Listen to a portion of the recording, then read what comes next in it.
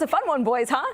What a game. What a game of football. Today, football won again. You know, there's such a big build-up to Liverpool versus Chelsea and how it's going to play out. Liverpool coming off back-to-back losses, first time in a while, and how they're going to react now with the whole build-up and anticipation of Liverpool winning another Premier League title, being heavy favourites with the recruitment that they made.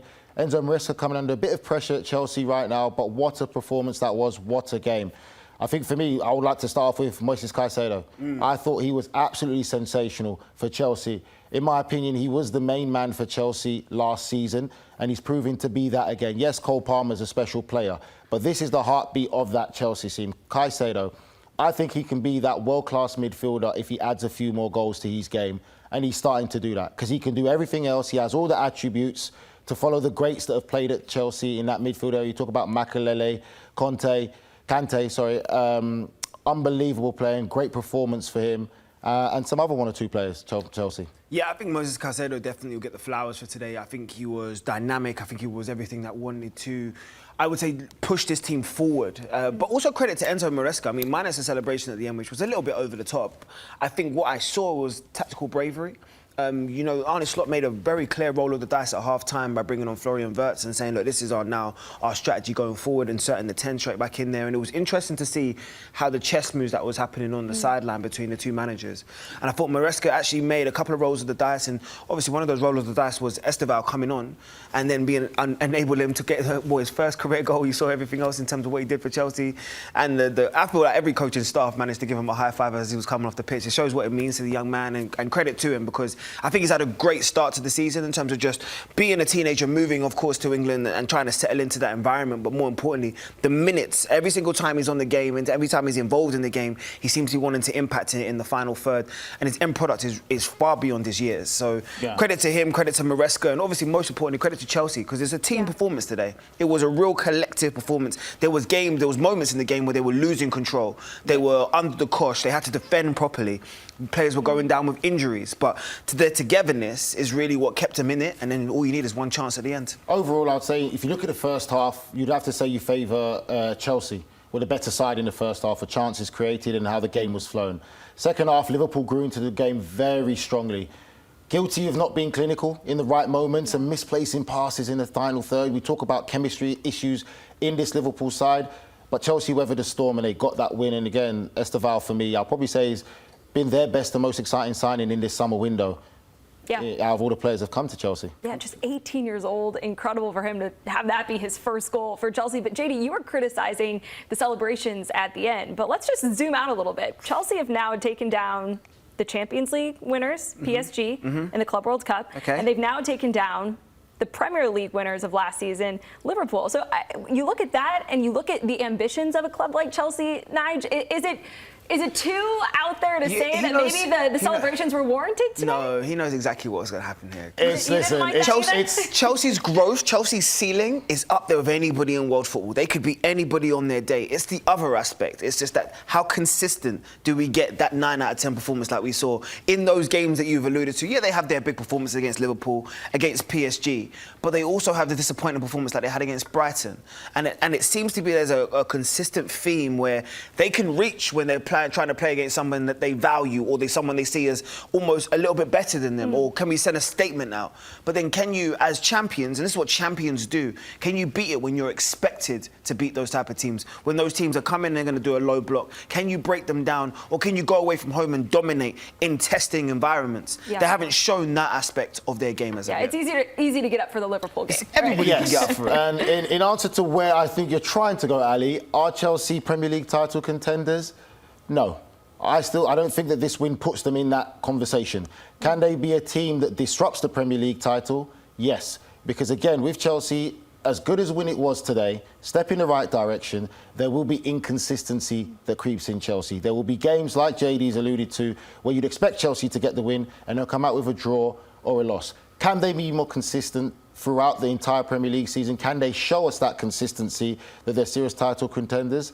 Time will tell. But right about now, even after this win against Liverpool today, I don't see them as title contenders, but I do see them as a team that that can upset the Premier League title race. Yeah, no doubt. Well, here's a look at how the results today, not only in this game, but in some others, impacted the table. So Arsenal, they move into first after their win over West Ham, and Liverpool suffering that 2-1 loss to Chelsea, who move into sixth. With that result, you also see Tottenham Hotspur sitting in third.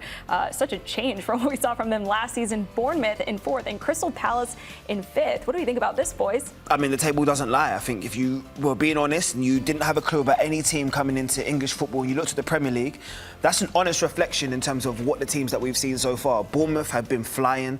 I mean, Crystal Palace have been arguably the best team in terms of inform in Europe right now. Arsenal, Liverpool have been setting the standards, and Chelsea doing what, as Nigel said, being disruptors in certain games, understanding when they want to raise their levels, but can they keep a consistency? Just deep it. Crystal Palace could legit go second in the Premier League after 8 games. And that's not an unfair reflection of the standard of football they're playing, the cohesion they have in their squad, and the understanding between the manager and the players in terms of responsibilities. So the Premier League is still wide open. No one's looking at it at this stage, right? No, they're not. But you have to say, with reflection of everything we've seen today, and we talk about consistency and grinding out results, you'd have to say Arsenal now are really starting to be that horse that's edging the race now. With everything they've got, team strength in depth. I think that win at Newcastle, St James's Park away, was a really big victory now.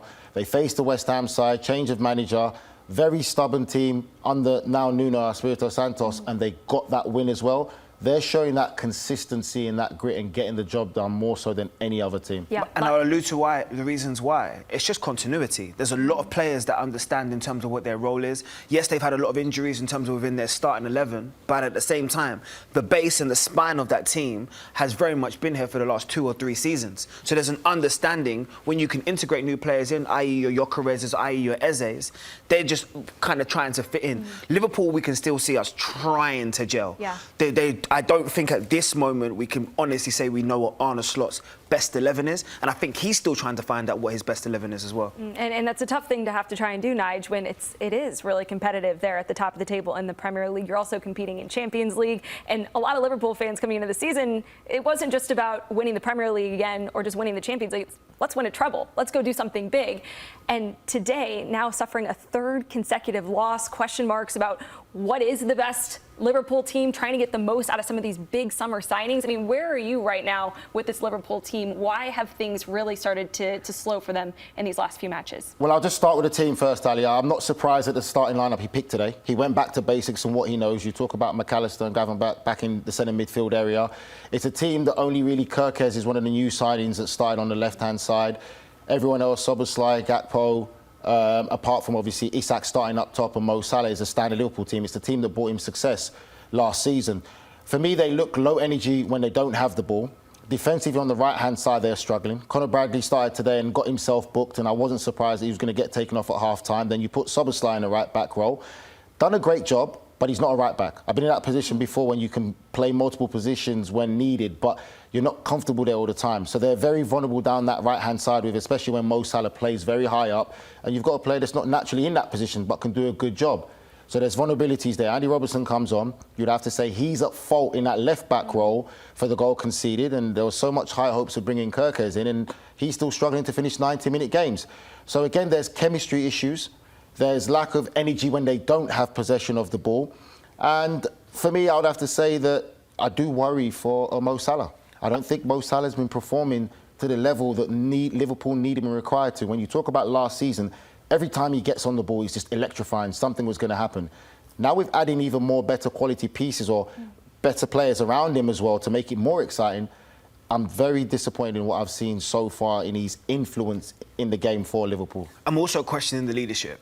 It's been spoken about a number of times. We can see Virgil van Dijk coming out and being open about the mentality of the squad and whether or not they could, step up in those type of moments. But this is where attitude reflects leadership. And I look at those 3 results and I think about Crystal Palace away, most informed team in Europe. So can you go there and demonstrate who you are as the better starting 11 in terms of value and quality throughout the squad? You weren't able to do that. Galatasaray, away from home. Nigel will tell you, those type of environments is all about mentality. It's nothing really to do in terms of your performance or the quality you have in in your squad? Can you control the emotional environment? Weren't able to do that again. You then go to Chelsea, who's a wild card in this league. They're like a Man City, they're a wild card because you never know what you're going to get with them. Again, can you demonstrate quality in terms of controlling the game? This is 3 games in a row I've seen from Liverpool and 3 performances I've seen they haven't been able to control the game from a mental perspective. And I can only look at the leadership group for that. Both teams were going for the win, which is fine. The difficult thing you've got is you can say, OK, Arne Slot's substitutions that he made throughout the game were a risk, but it could have paid off. But it didn't because you lost the game. And you're moments away from coming away with a point where people would say, OK, it's a good point. It's a building block that Liverpool are heading in the right direction from how they started. But when you have your most experienced players and reliable players, Robertson making that mistake in that time of the game, knowing and just lack of awareness of what's around him, and you'd expect better from him.